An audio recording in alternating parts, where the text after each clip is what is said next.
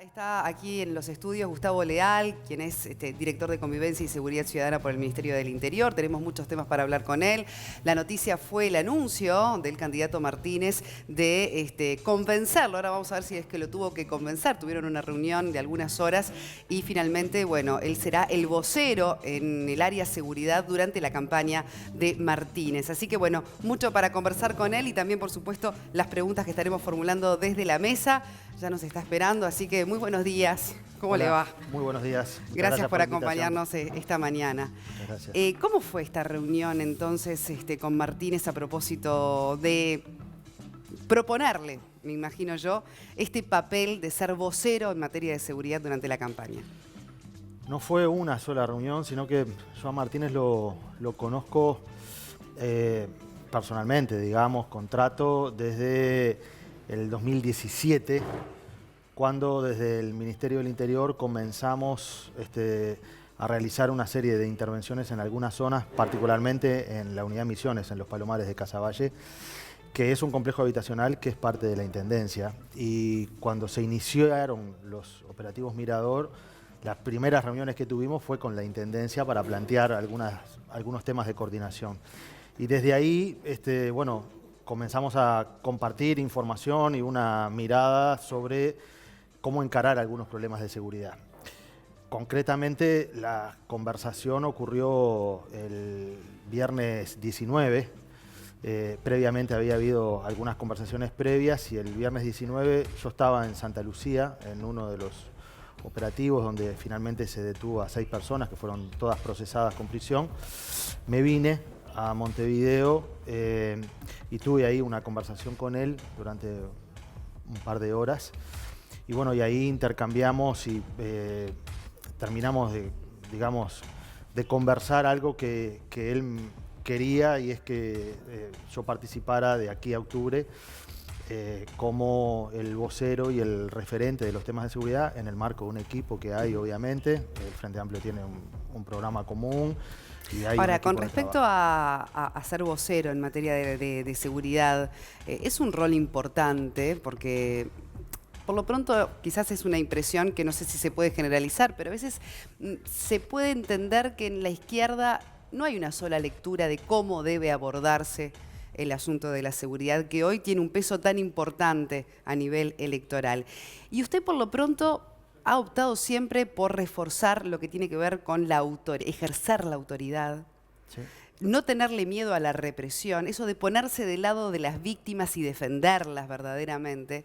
Eso puede haber generado también un movimiento dentro de la fuerza de la izquierda, de elegirlo a usted como vocero, que es muy contundente, ¿no?, en su mirada sobre el tema de la seguridad. Mira, a mí me gusta en la vida ser franco, y no decir Gregoré para decir Gregorio. Yo hay cosas que las pienso, las he hecho, no solamente las pienso, sino que he actuado. Y es público lo que yo pienso y lo que hemos hecho. En función de eso, creo que en el Frente Amplio, por las conversaciones que yo he tenido en estos días, he conversado con la mayor parte de los líderes del Frente Amplio y he tenido el respaldo total de todos los sectores para la designación que el candidato hizo.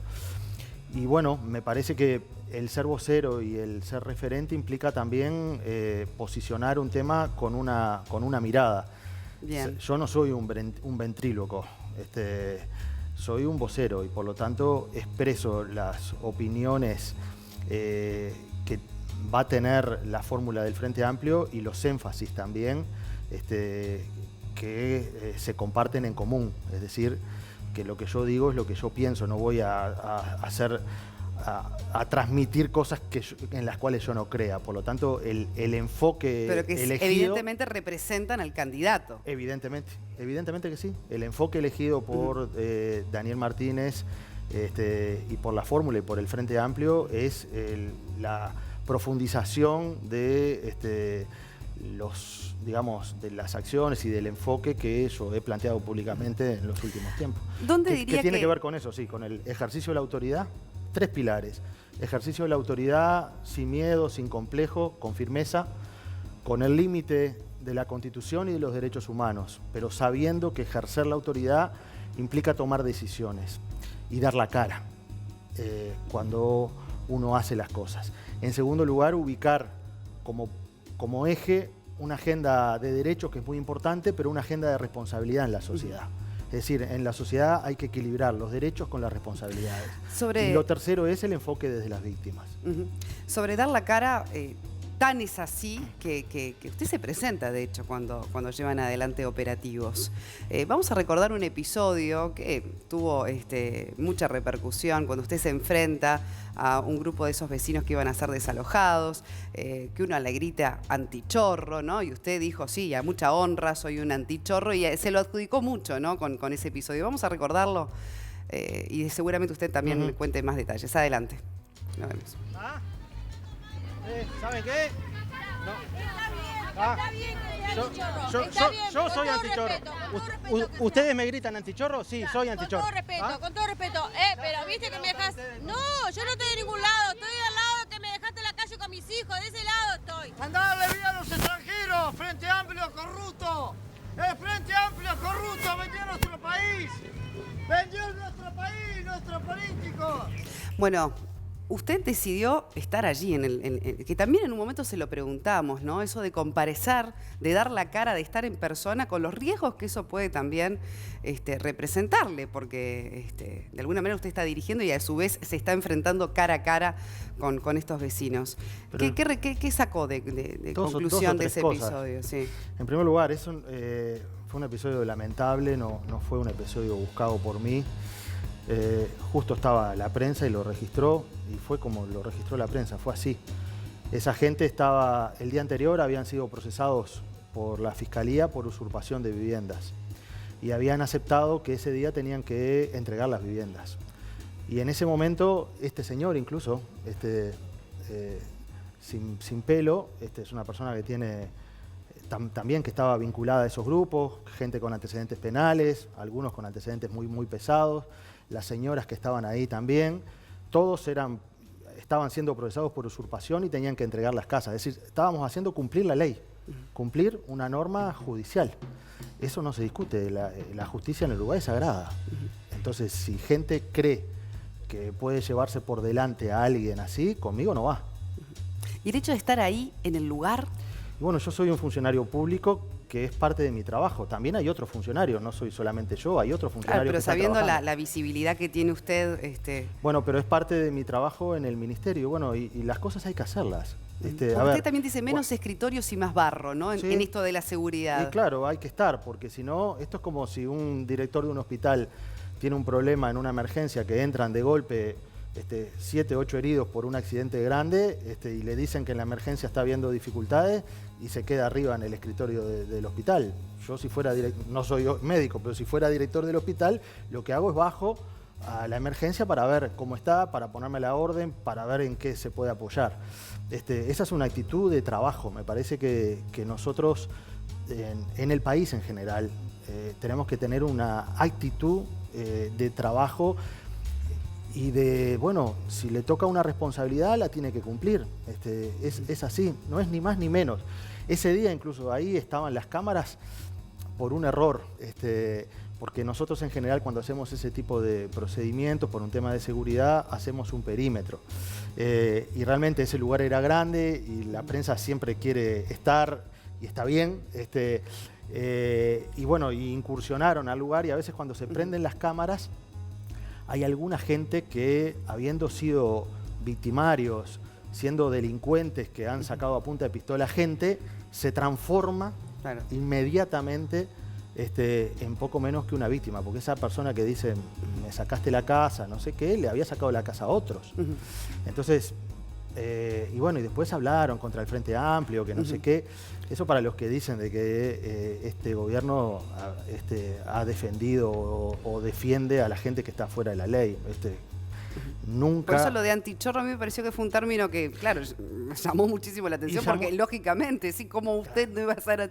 Pero como crítica, como insulto, resultó muy paradójico, ¿no? Es paradójico, es parte de la fractura que existe en la sociedad de cosmovisiones. Exacto, sobre ese punto ya vamos a volver, pero ahora Ellos tenemos me querían agredir a mí con eso. diciendo Claro. que era... Claro. Por eso es lo y fuerte. Yo quedé como en shock, dije, pero esto es el mundo del revés, porque esa gente que estaba ahí gritándome, o queriéndose hacer los malos, ¿no? Haciendo un acting ahí, el día anterior habían estado, yo estaba en el juzgado, estaban llorando, tratando de acordar con la justicia que si aceptaban el cargo y devolvían la casa a las 5 de la tarde, no iban a prisión.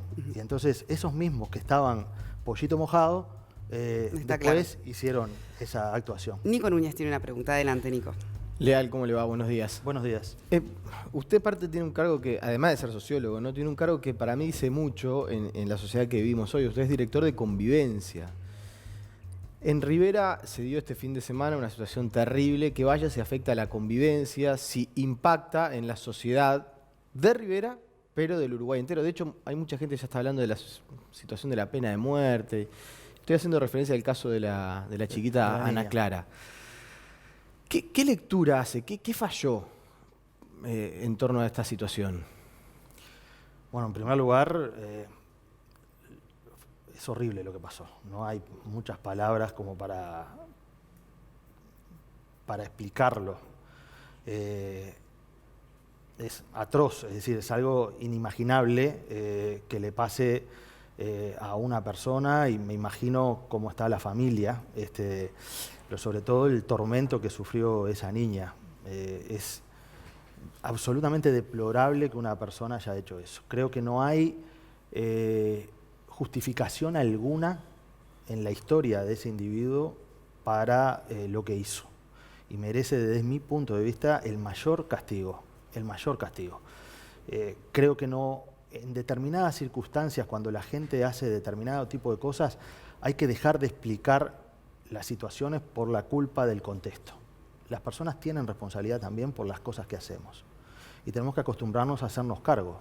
Es cierto que a veces en determinadas circunstancias, y yo como sociólogo aprendí a estudiar cómo ciertos factores sociales inciden en las conductas, pero también sé, como sociólogo, de que hay conductas que tienen la marca propia de los individuos. Hay individuos que toman decisiones, y bueno, y en este caso es una barbaridad eso, absolutamente.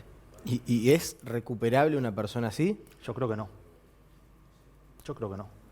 Es más, creo que son personas que obviamente en la cárcel merecen un trato digno como cualquier individuo, pero que tienen que tener un sistema de seguimiento absoluto, absoluto. ¿Y la cadena perpetua, por ejemplo? Mire, yo creo que está dentro de la reforma de Larrañaga, ¿no? Creo que si... Revisable, pero está. Sí, creo que si se toma la decisión que se tiene que tomar en este caso, esta persona tendría que estar 45 años presa. 30 años por homicidio más 15 años con medidas de seguridad.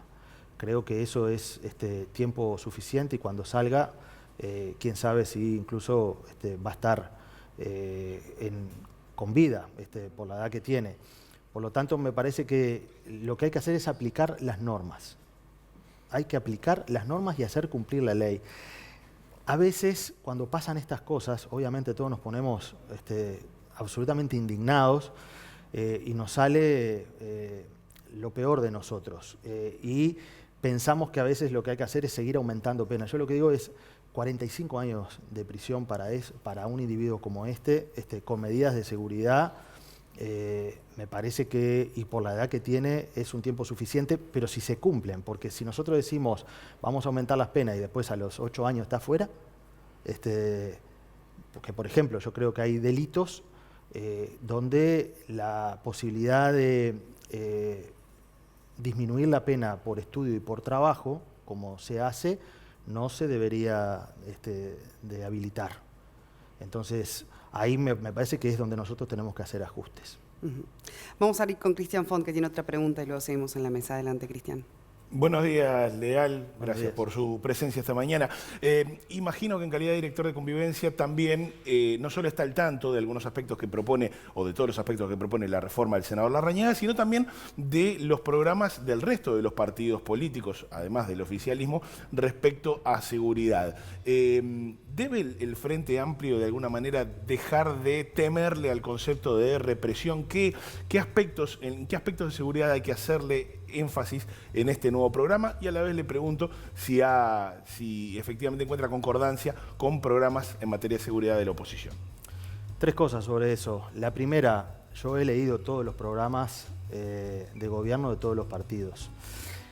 Creo que en algunas áreas hay diferencias importantes y en otras es posible hacer acuerdos. Y por mi forma de ser, prefiero concentrarme en las posibilidades de acuerdo y en todo caso discutir sobre las diferencias con contenido.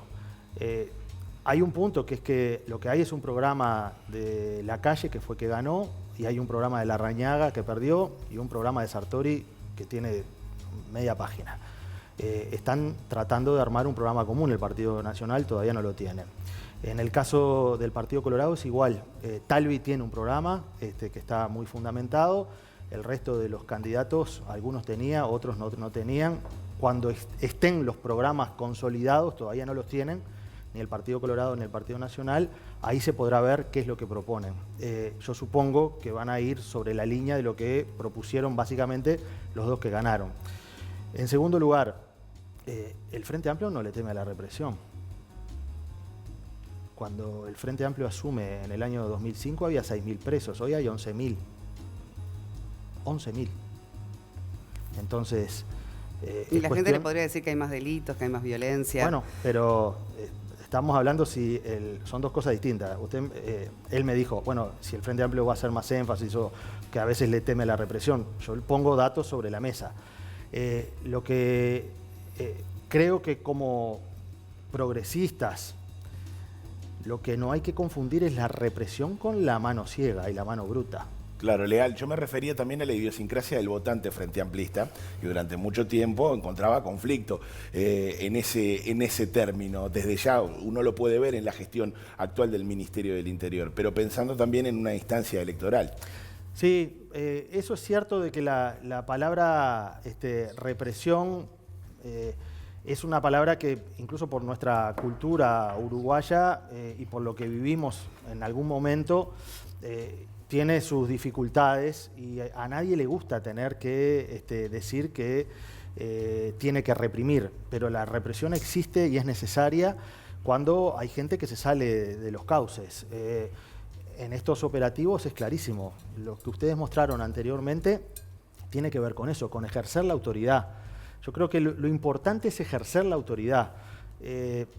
La represión es una etapa de ese ejercicio de la autoridad, pero hay una etapa del ejercicio de la autoridad que es la disuasión.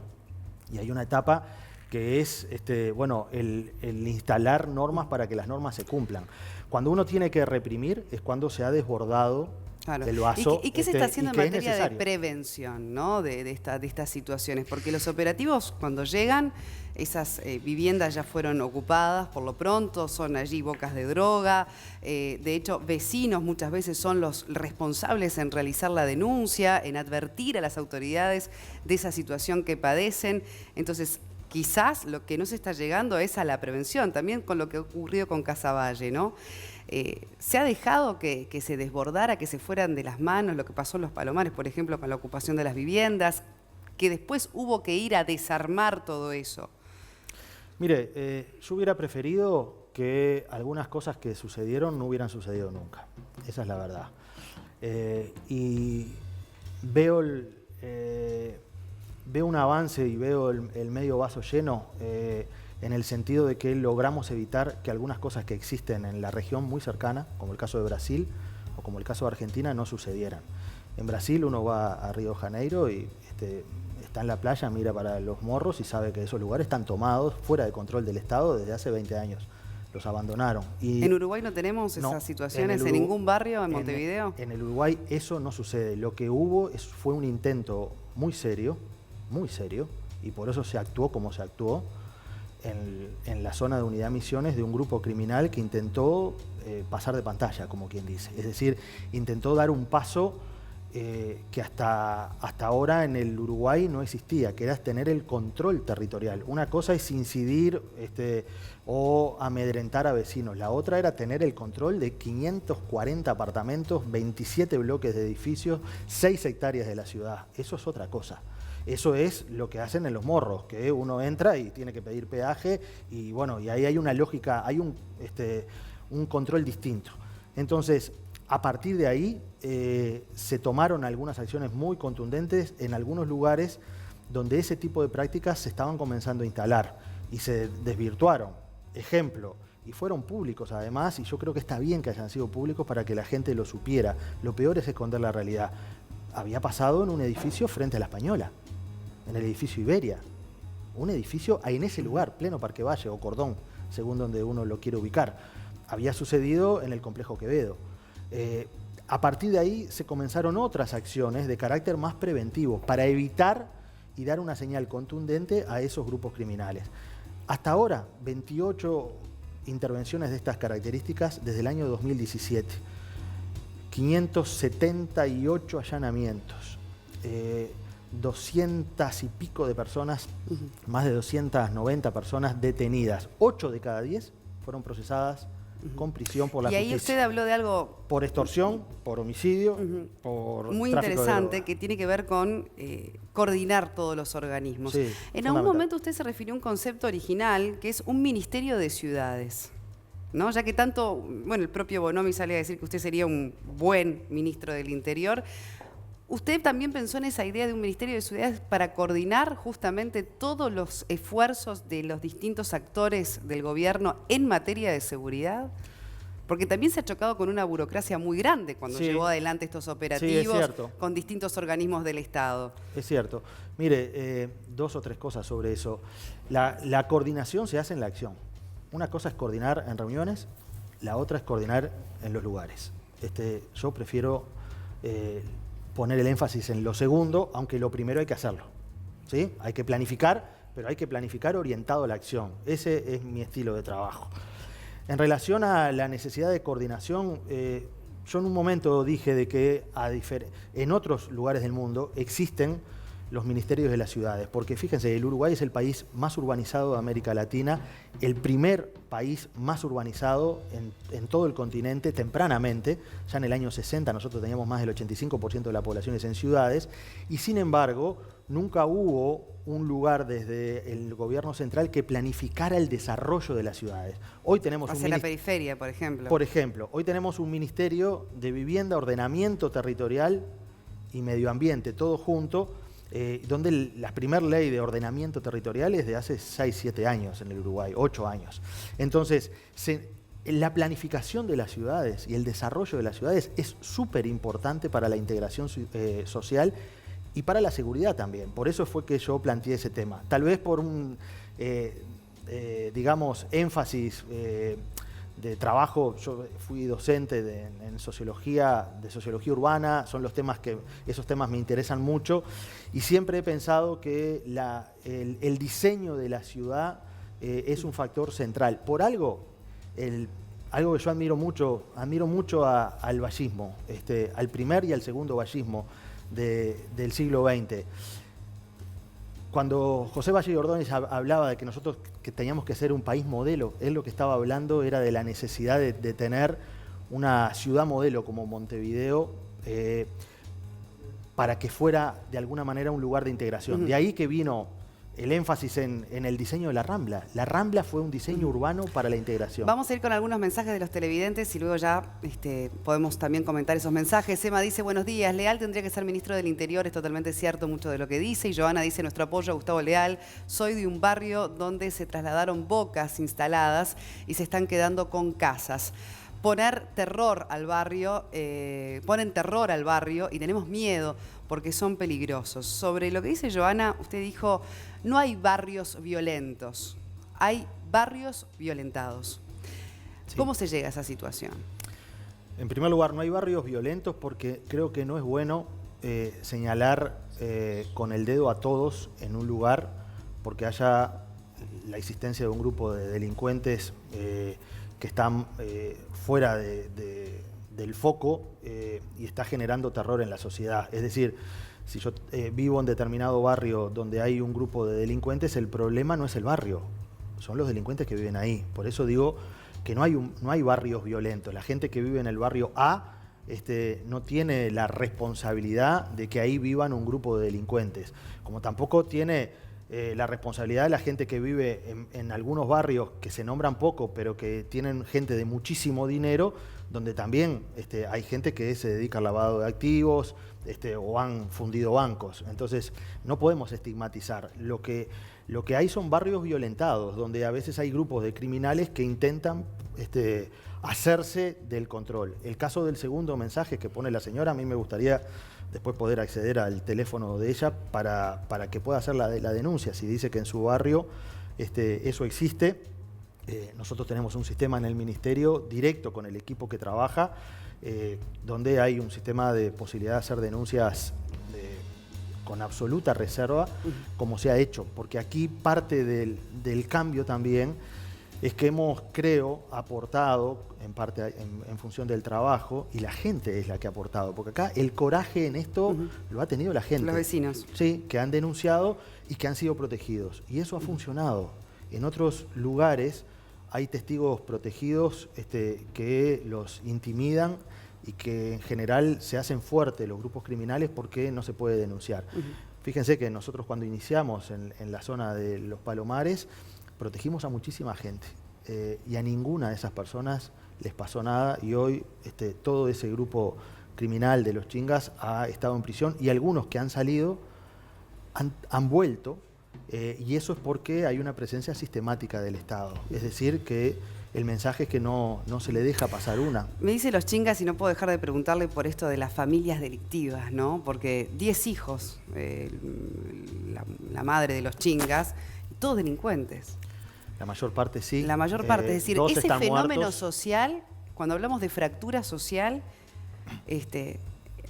podríamos pensarlo o adjudicarlo, como usted dice, a fenómenos de otros países, como en Brasil, pero esto de tener toda una familia delincuente pesada, existe. Existe, sí, existe. Es una dinámica que se va transfiriendo, a veces de generación en generación. El abuelo o el padre, digamos, de la jefa actual, era una persona que tenía, cuando lo mató el nieto, tenía 8 antecedentes penales. Era un delincuente con 62 años, pero con muchísimos antecedentes penales. Entonces, ahí sí ha habido una transmisión de generación en generación. Y bueno, me parece que lo que hay que hacer son dos cosas. En primer lugar es tener un ejercicio de la autoridad claro que marque de que este tipo de cosas son intolerables. Y por otro lado, para el resto, habilitar los canales de integración social que son válidos, que son la educación y el trabajo. Pero eso no quiere decir de que la culpa siempre sea de la sociedad. Para resumirlo, ¿usted diría que la diferencia entre un país más seguro y menos seguro es la presencia del Estado? Sí. La actuación del Estado, ahí radica la diferencia, porque además usted ha sido consultor internacional, ha visto otras realidades de pobreza, de violencia en otros países. Y para usted eso se resuelve con mayor presencia del Estado en esos contextos, sí, mayor en presencia, todo sentido. Mayor presencia del Estado y mayor confianza en lo público. Esto es de ida y vuelta. Confianza de las personas en lo público, que eso se fortalece cuando hay una presencia que es real. Es decir, si yo tengo un problema en un barrio donde vivo, que las ambulancias no entran, porque no quieren entrar porque hay un grupo delictivo que las amenaza, la presencia del Estado tiene que asegurar que los servicios lleguen. Y a partir de eso, la gente empieza a tener confianza, decir esto. Y protegerlos, ¿no? Esto Porque el caso ahora del cambió. policía baleado, Bueno, lo que es. ejerciendo una asistencia en un barrio fue brutal. Es que es ahí donde uno dice, una cosa es que el Estado tenga que tener mayor presencia y dar oportunidades para solucionar algunos problemas de fractura social. Pero en algunos casos eso no se arregla con mayor presencia de políticas sociales, se arregla con represión. Las personas que balearon al patrullero que pasaba a 60 metros, que ni siquiera iba para ese lugar, no merecen otra cosa que la mayor persecución penal. Punto y aparte. Y no hay que darle más explicaciones. Son delincuentes, criminales que dispararon al tiro al blanco a un patrullero que ni siquiera iba para el barrio. Con Martínez no negoció por el momento nada en base a los resultados que puedan haber en estas elecciones. Por ahora, vocero oficial en área de seguridad, pero hay ya algún otro tipo de arreglo en base a los resultados electorales para con usted? Eso lo quiero aclarar. No es mi tarea negociar nada con un candidato a la presidencia. Él es el jefe.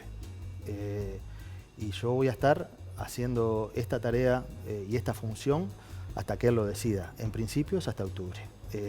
Y bueno, después él como presidente, que creo que va a ser el próximo presidente de los uruguayos, decidirá cuál es su equipo. Bien. Muchísimas gracias, Gracias Gustavo a ustedes. Leal, por haber venido al programa, haber conversado esta mañana con nosotros.